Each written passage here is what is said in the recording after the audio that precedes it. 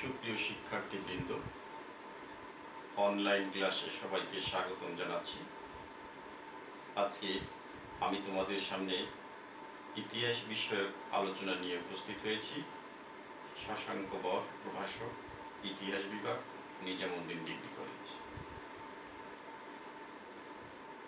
এই দুঃসহ করোনার ভিতরে তোমরা ভালো আছো, সুস্থ আছো এই কামনা করি,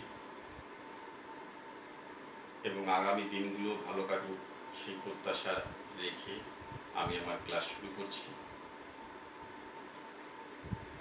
আজকে আমি আলোচনা করব আমাদের ইতিহাস দ্বিতীয় পত্রের দ্বিতীয় অধ্যায় থেকে। তোমরা জানো এই অধ্যায়ে আলোচনা করা হয়েছে ফরাসি বিপ্লব নিয়ে। তোমরা হয়তো বিপ্লব শব্দটার সঙ্গে এর আগেও পরিচিত হয়েছ, কেননা প্রথম অধ্যায়ে ছিল শিল্প বিপ্লব। তো প্রশ্ন করতে পারো, স্যার শিল্প বিপ্লব আবার ফরাসি বিপ্লব, আমরা শিল্প বিপ্লব করেছিলাম যে শিল্প ক্ষেত্রে ব্যাপক উন্নতি বা পরিবর্তনকে শিল্প বিপ্লব বুঝিয়েছিলেন। তো এখন ফরাসি বিপ্লব বলতে কি বোঝাতে চাচ্ছেন? আমি এই প্রশ্নের উত্তরে বলবো, ফরাসি হলো ফ্রান্সের জনগণকে বলে ফরাসি, অর্থাৎ ফ্রান্স দেশের জনগণ যে বিপ্লব সাধন করেছিল সেটাকেই বলে ফরাসি বিপ্লব। তো বিপ্লব শব্দটি দিয়ে সাধারণত আমরা রাজনৈতিক পট পরিবর্তনকে বুঝি, রাতারাতি বা অল্প সময়ের ভিতর বা অল্প দিনের ভিতর ব্যাপক পরিবর্তনকে বিপ্লব বুঝি। যেরকম এই অঞ্চলে যে সমস্ত কৃষি জমি আছে, সেই কৃষি জমিগুলো যদি কোনো এক বিজ্ঞানীর আবিষ্কারের যে বীজ সেখানে ব্যবহার করে যদি 1 বছরের ভিতরেই ব্যাপক উচ্চ ফলনশীল কোনো ধানের প্রজন্ম তৈরি করতে পারি বা ধান গাছ সেখানে উৎপাদন করতে পারি, যে এমন দেখা গেল যে আগে বিঘা প্রতি 20 মণ ধান হতো, সেখানে 60 মণ ধান আমরা পাওয়া শুরু করলাম ওই আবিষ্কারের ফলে। তখন সেখানে কি বিপ্লব হয়েছে? রাতারাতি ব্যাপক পরিবর্তন হয়েছে, অল্প সময়ের ভিতর ব্যাপক পরিবর্তন হয়েছে, কৃষিক্ষেত্রে ব্যাপক পরিবর্তন হয়েছে। সে অঞ্চলে সমস্ত কৃষক সচ্ছল হয়ে গেল, আগের থেকে তারা ভালো থাকলো, অর্থনৈতিকভাবে তারা শক্ত অবস্থানে চলে গেল, একে বলে কৃষি বিপ্লব। ঠিক তদ্রূপ ফ্রান্সের ফরাসি জনগণ তারা শত শত বছর যাবৎ স্বৈরাচারী রাজতন্ত্র উচ্ছেদ করে সেখানে বুর্জোয়াদের বা জনগণের শাসন কায়েম করেছিলেন। এটা 1789 খ্রিস্টাব্দে।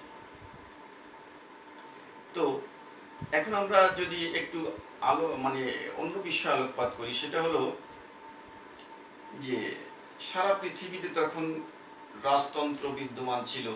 হঠাৎ করে ফ্রান্সের জনগণ কেন ক্ষেপে যে রাজার শাসন উচ্ছেদ করে সেখানে জনগণের শাসন কায়েম করলো? কেন এই প্রয়োজনীয়তা দেখা গেল? তোমরা বলতে পারো বর্তমানে ইংল্যান্ডে রাজা আছে, ভুটানে রাজা আছে, থাইল্যান্ডে রাজা আছে, কম্বোডিয়ায় রাজা আছে, মালয়েশিয়ায় রাজা আছে, সৌদি আরবে বাদশা আছে। তাহলে সেই 1789 সালে কেন ফ্রান্সের রাজাদেরকে ক্ষমতা থেকে হটানোর চিন্তা করলো ফরাসি জনগণ? এই যে প্রশ্ন, এই প্রশ্নের সদুত্তর আমরা যদি খুঁজতে যাই তাহলে যেটা দেখতে পাবো, তৎকালীন ফ্রান্সের সামাজিক অবস্থা কেমন ছিল, রাজনৈতিক অবস্থা কেমন ছিল, অর্থনৈতিক অবস্থা কেমন ছিল, ধর্মীয় অবস্থা কেমন ছিল, এগুলো যদি আমরা বিশ্লেষণ করি তাহলে এর উত্তর আমরা পেয়ে যাব। তাহলে তৎকালীন সময়ে সামাজিক অবস্থা কেমন ছিল? আমরা দেখি যে তৎকালীন সময়ে সমাজ দুইটা বিশেষ শ্রেণীতে বিভক্ত ছিল। প্রথম শ্রেণী হচ্ছে বিশেষ অধিকার প্রাপ্ত শ্রেণী, তারা সকল সুযোগ সুবিধা ভোগ করত। আর আরেকটা ছিল অধিকারহীন, তারা শোষিত, শোষণের শিকার। এই দুইটা শ্রেণী ছিল। তো আমরা যদি এখন অধিকার প্রাপ্ত, বিশেষ অধিকার প্রাপ্তদের তালিকা দেখি, তাহলে কারা কারা বিশেষ অধিকার পেত তৎকালীন সময়ে?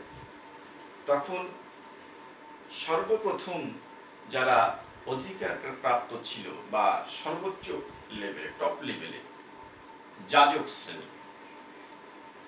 তোমরা বলতে পারো যাজক শব্দের কি মানে কি? যাজক কাদের বোঝায়? যাজক হলো যারা ধর্ম কর্ম নিয়ে পড়ে থাকে বা ধর্ম প্রচারক।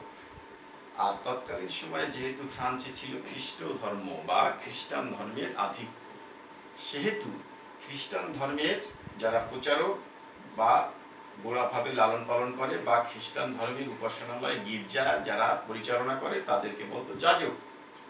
এই যাজক শ্রেণী ছিল ফ্রান্সের প্রথম পর্যায়ের অধিকার প্রাপ্ত সম্প্রদায়। তো এই যাজক কি পরিমাণ টাকা পয়সার মালিক ছিল সেটা আমরা ইতিহাস পাঠ করলে জানতে পারি। কিরকম? তারা সমগ্র ফ্রান্সের 20% জমি তারা ভোগ করত, অথচ তারা সংখ্যায় ছিল মাত্র 1,20,000 জন যাজক। এই যাজকদের ভিতরে আবার ভাগ ছিল উচ্চ যাজক, নিম্ন যাজক। উচ্চ যাজকরা ছিল বিশপ, এদের পদের নাম বলছি, bishop, archbishop, abbot, cardinal. আর নিম্ন যাজকরা ছিল গ্রাম পর্যায়ের যে খ্রিস্টান উপাসনালয়গুলো বা গির্জা আছে তার পাদ্রীরা। তো এই যে পাদ্রীরা, এরা কি করত? কর সংগ্রহ করে উপরে পাঠাতো, থানা পর্যায়ে বা জেলা পর্যায়ে বা বিভাগ পর্যায়ে বা প্রাদেশিক পর্যায়ে। ওই উচ্চ পর্যায়ের যাজকরা তা ভোগ করত বসে বসে। এই জন্য নিম্ন যাজক যারা পাদ্রী, এরা উচ্চ যাজকদের পছন্দ করত না, ঘৃণা করত। এখন তোমরা ইতিমধ্যে জেনেছো যে 1,20,000 জন মাত্র যাজক ছিল, তার ভিতরে আবার উচ্চ পর্যায়ের যাজকরা ছিল, তারা বেশি ক্ষমতা ভোগ করত, বলতে তারাই ওই সম্পদ বা টাকা পয়সা ভোগ করত।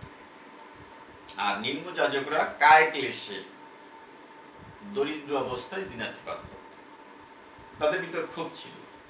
তারা কি টাকা কোন কোন ভাবে ইনকাম করতো সেটা হলো, তাদের নিষ্কর জমি ছিল 20%, সুন্দর সুন্দর জমি, উর্বর জমিগুলো তাদের ছিল। এরপর তারা ধর্মকর হিসেবে সাধারণ জনগণের যে উৎপাদিত শস্য বা ফসল তার থেকে 10 ভাগের 1 ভাগ ধর্মকর আদায় করত। এরপরে ছিল মৃত্যুকর, মৃত্যুবরণ করলেও স্বর্গে পাঠানোর নাম করে বা অন্যান্য ধর্মীয় কাজ করার জন্য টাকা দিত। এরপরে নামকরণ কর, এরপরে বিবাদ কর, ঝগড়া বিবাদ হলে তারা মীমাংসা করে দিত, এই জন্য কর। এরপরে ছিল এবং বিভিন্ন উপলক্ষে বিভিন্ন সময় গির্জার কাজ সম্পাদনের জন্য তারা টাকা উঠাত। তাহলে আমরা বুঝতে পারছি যে কি বিপুল পরিমাণ অর্থের মালিক ছিল। কিন্তু তোমাদের একটা জিনিস বলে রাখি, সেটা হলো এই এত বিপুল সম্পত্তির কোনো ট্যাক্স দিত না তারা রাজাকে। তাহলে যাজক সম্প্রদায় বিষয়ে আলোচনা করলাম। এরপরে যাজকদের পরে যারা বিশেষ ক্ষমতা প্রাপ্ত ছিল, অধিকার প্রাপ্ত ছিল, তারা হচ্ছে অভিজাত সম্প্রদায়ের লোকেরা। তোমরা বলতে পারো কি যাদের টাকা পয়সা আছে, বাড়ি গাড়ি আছে, তারা অভিজাত? না। এখনকার যে সংজ্ঞা অভিজাতের আর সেই ফরাসি বিপ্লবের সময়কার সংজ্ঞা এক নয়। কেন? তৎকালীন সময়ে অভিজাতের ছেলেরাই অভিজাত হতো। এরা ছিল জমিদার শ্রেণী বা রাজ কর্মচারী বা মানে রাজার পারিষদ বর্গ, এবং এদের ভিতরেই বিয়ে মানে সম্পর্ক স্থাপন সীমাবদ্ধ থাকতো। তারা সাধারণ শ্রেণীর ভিতরে বিয়ে বা সম্পর্ক করতো না বা বন্ধুত্ব বা কিছুই করতো না। তো এই যে অভিজাত শ্রেণী, এরাই ঘুরে ফিরে রাজার মন্ত্রী হতো, উচ্চপদস্থ আমলা হতো, সেনাপতি হতো, হিসাব রক্ষক হতো। অর্থাৎ রাজার সঙ্গে সংশ্লিষ্ট, রাজকার্যের সঙ্গে সংশ্লিষ্ট সবই এই অভিজাত সম্প্রদায় থেকে হতো। এরা কখনোই সাধারণ ক্লাসের মানুষদেরকে এই উচ্চ রাজপদ দিত না। তাহলে এরা সংখ্যা ছিল মাত্র ৩.৫ লক্ষ। তো এই যে অভিজাত শ্রেণী, এরাও বিপুল ক্ষমতা ভোগ করত এবং রাজাকে নিয়ন্ত্রণ করত। আর তাদের যে বিপুল সম্পত্তি ছিল, জমি ছিল, এগুলোর জন্য তারাও রাজাকে কর দিত না বা রাজকার্য পরিচালনার জন্য কর দিত না। তাহলে আমরা বুঝতে পারছি যে কি অবস্থা। যদি যাদের টাকা পয়সা আছে তারাই রাষ্ট্রের কাজে কর না দেয় বা অংশগ্রহণ না করে, তাহলে রাষ্ট্র চলবে কি করে? তাহলে রাষ্ট্র চালাতো কারা, সেটা আমরা একটু দেখি। তাহলে বিশেষ অধিকার প্রাপ্ত শ্রেণীর দুইটা, একটা হলো যাজক, একটা অভিজাত শ্রেণী। এখন যারা অধিকারহীন শ্রেণী, তারা হলো কারা? এই অভিজাত এবং যাজকদের বাদ দিয়ে রাষ্ট্রের আর যারা যারা আছে তারা হলো অধিকারহীন।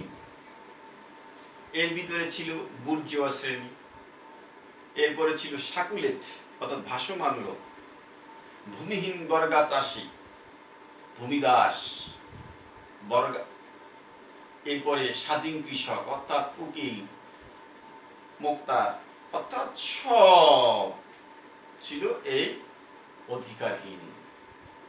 এমনও দেখা গেছে যে শিল্প কলকারখানার মালিক, তাদের টাকা পয়সার অন্ত নাই, তারপরেও তারা রাজকার্যে অংশগ্রহণ করতে পারত না বা তাদের কোনো মর্যাদা ছিল না, চেয়ার ছিল না। কেন?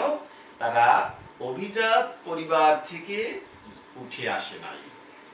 তারা ভাগ্য গুণে নিজেদের যোগ্যতা বলে শিল্প কলকারখানার মালিক হয়েছে, উকিল হয়েছে, শিক্ষক হয়েছে,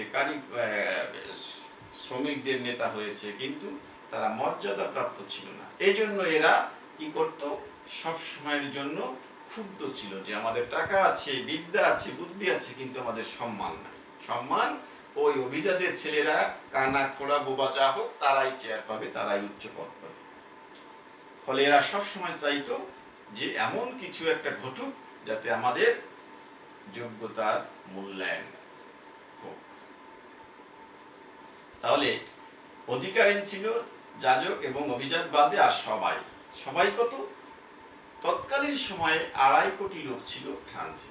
এই ২.৫ কোটি লোকের ৯৬% ছিল এই অধিকারহীন শ্রেণী। তাহলে আমরা বুঝতে পারছি, এবং এই অধিকারহীন শ্রেণীরাই কর বা ট্যাক্স বা শুল্ক দিয়ে, খাজনা দিয়ে এই দেশ চালায়। তাহলে তাদের ভিতরে একটা অহমিকা থাকা স্বাভাবিক, আমাদের টাকায় দেশ চলে কিন্তু আমাদের সম্মান নাই। এই জন্য তারা মনে মনে বা প্রকাশ্যেই ক্ষুব্ধ হয়েছিল বিপ্লবের আগে। এরপর সামাজিক অবস্থাগত বিন্যাস আমি দেখালাম তোমাদের সামনে। এরপর আমি দেখাতে চাই যে তৎকালীন সময়ে রাজা এত স্বেচ্ছাচারী বা স্বৈরাচারী ছিল যা সীমাহীন। তো আমি একটু আলোচনা করে নেই তৎকালীন সময়ে রাজারা কারা ছিলেন। ফ্রান্সের তৎকালীন রাজারা ছিলেন বুর্ব রাজবংশের। এই বুর্ব রাজবংশের প্রথম লুই, দ্বিতীয় লুই, তৃতীয় লুই, এইরকম চতুর্দশ লুই, পঞ্চদশ লুই, ষোড়শ লুই। এই ষোড়শ লুই অর্থাৎ ১৬তম লুইয়ের আমলে এই ফরাসি বিপ্লব হয়। তো এরা কেমন স্বৈরাচারী ছিলেন আমি একটু বলি। চতুর্দশ লুই বলতেন আমি রাষ্ট্র, আই এম দ্য স্টেট। আবার ষোড়শ লুই বলতেন আমি যা করি তাই আইন। তাহলে তোমরা বুঝতে পারছো যে কি স্বৈরাচারী ছিলেন এরা। আমি যা করি তাই আইন। আর চতুর্দশ লুই বলতেন আমি রাষ্ট্র, আই এম দ্য স্টেট। তারা কি স্বেচ্ছাচারী ছিলেন তাহলে তোমরা বুঝতে পারছো। এদিকে আমি যদি তাদের মানে পরিবারের চাকর বাকরের সংখ্যা যদি বলি, তাদের ছিল 18,000 জন কর্মচারী। রাজপ্রাসাদের সঙ্গে নিযুক্ত ছিল 16,000 জন। এক রানীর সেবার কাজেই ছিল 500 জন। তাহলে এদের বেতন দেওয়া, এদের রাজকীয় পোশাক, তাদের রাজকীয় আবাস, প্রতিদিনকার খাদ্য, এই সমস্ত যানবাহনের খরচ, সমস্ত কিছু সাধারণ জনগণ ওই অধিকারহীন শ্রেণীকে যোগাতে হতো। এরপরে ফ্রান্সের রাজারা আমেরিকার স্বাধীনতা যুদ্ধে যোগ দেয়। ফলে সেখানে ইংরেজদেরকে হটানোর জন্য আমেরিকা থেকে আমেরিকার জনগণকে তারা প্রচুর অর্থ, অস্ত্র, সহযোগিতা করে। এতে ফ্রান্সের রাজকোষ শূন্য হয়ে যায়। এরপরে পোল্যান্ডের উত্তরাধিকার যুদ্ধের সময় তারা অংশগ্রহণ করে। এরকম চারটা দেশের অভ্যন্তরীণ বিষয়ে তারা হস্তক্ষেপ করে তাদের রাজকোষ শূন্য হয়ে যায়। ইতিমধ্যে 1788 খ্রিস্টাব্দে মরার উপর খাড়ার ঘা একটা কথা আছে তো, রোদের উপর বিষ পড়া হিসেবে খাদ্যাভাব দেখা দেয়। ফলে দলে দলে মানুষ চলে আসে শহরে খাদ্যের অন্বেষণে, বাঁচার তাগিদে। খাদ্য পায় না, খাদ্যের দাম চড়া, ঊর্ধ্বগতি। রুটির জন্য মিছিল শুরু হয়ে যায়, মানুষ ক্ষেপে যায়, লুটতরাজ শুরু হওয়ার একটা উপক্রম হয়। তখন ওই অবস্থায় সেই শূন্য রাজকোষ পূর্ণ করার জন্য 16 সাধারণ সভা ডাকে, জাতীয় সভা। এই জাতীয় সভা আহ্বান করে, কিন্তু এর আগে তিনি ফ্রান্সের অর্থনৈতিক অবস্থা উন্নতির জন্য নেকার নামক এক অর্থনীতিবিদকে অর্থমন্ত্রী নিযুক্ত করে।